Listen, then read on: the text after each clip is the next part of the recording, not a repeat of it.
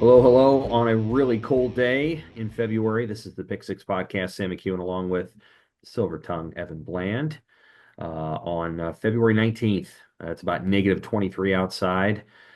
We will talk about a whole bunch of stuff. Evan, how are you today? I hope you're staying warm. Hanging in there, man. It's like we're at an outpost in Antarctica or something, and this is our dispatch to the world. So it's a cold one today. I think we're bottoming out. It's going to start warming up from here. But this is next level stuff, man. It's like we're on Hoth. Right now, it's -3 in Lincoln. I'm not exactly sure what it is in Omaha, but yeah, we are absolutely bottoming out. By the time we talk to you next week, it's going to be 60. So that is the way it works in the state of Nebraska. Here's something else that happened in the state of Nebraska in the last week: the passing of Greg Sharpe at age 61 after a long battle with pancreatic cancer. Sharpe was the voice of Nebraska football, Nebraska baseball, and just Nebraska athletics in general, as the voice of Sports Nightly. We will miss him dearly. What a wonderful man and an incredible voice. The ability to say so much with just a few words because he had a voice that could just turn things in a certain way. And obviously, Evan, we'll miss him. We both knew him. We both had warm and thoughtful conversations over the years with him. The thing I always appreciated about Greg is it just felt like if you ended the conversation because he had to go do work or he had to go do an interview, it just felt like you picked it up the next time you saw him. And just such a decent guy that again could say something without using too many words, and you knew exactly what he meant, and that's the gift of a great communicator. Uh, we will miss him dearly. I know that over the years you've covered Nebraska baseball. In a lot of ways, he called more hours of Nebraska baseball really than anything else.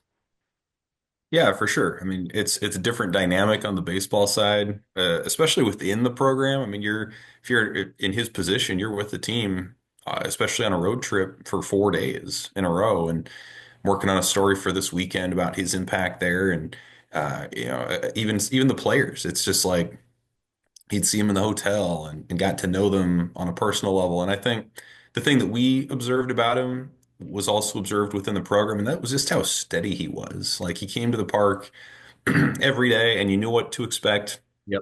from him. You knew the what his standard of excellence would be. You knew what his temperament would be. I think that's the other interesting thing. You think about just the emotions associated with Nebraska football, Nebraska baseball on a game-to-game basis, and he was steady Eddie throughout. Like he, Yes. he he was he was able to keep a perspective that I don't think a lot of broadcasters, certainly not a ton of fans, were able to attain.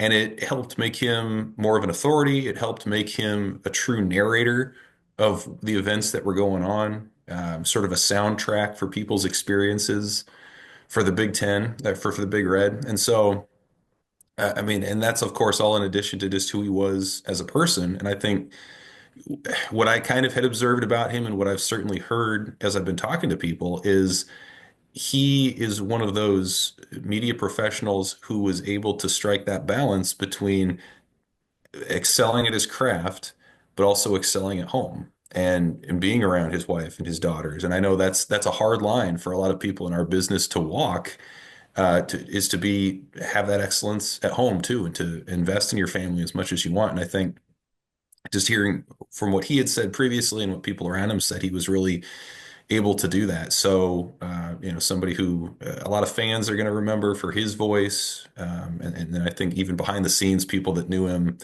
would confirm that his standard was as high as anybody's. Yeah, he was a great man and will be dearly missed.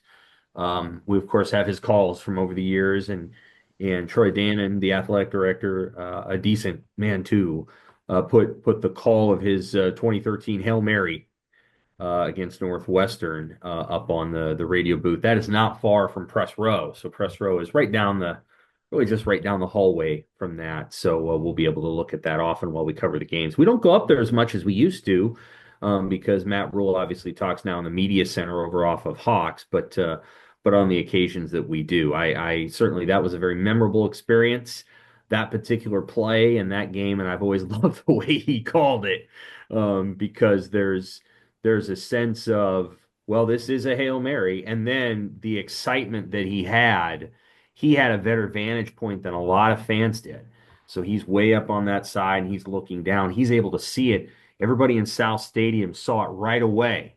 And then like the fans on the north side where I was standing learned of it as they as it happened because we couldn't really see it. And then it became obvious what had happened. If you're listening to that call, you know immediately what happened. It's pretty cool because Greg Sharpe had an eagle eye on that moment and really made an incredible call. I've always been very fond of his '08 call too of Alex Henry's field goal. Uh, Mm. he makes this perfect line where he's like the ball's right on the end, and it gives you a sense of like, oh my God, that is a long field goal when he says that. And then you know the ball's off, and Matt Davison says, "Get there," um, and then Greg just sort of takes it through, and then like when it's good, they both say it at the same time, and it was pretty amazing. Um, that's one of the greatest moments in Memorial Stadium history. Nobody could quite believe the kick went in, and he nailed the call. Just a truly gifted broadcaster, and we will miss him dearly. We'll have more coverage. Obviously, you're going to write a story this weekend about his time with baseball, and of course, when the services happen, we'll have coverage of that.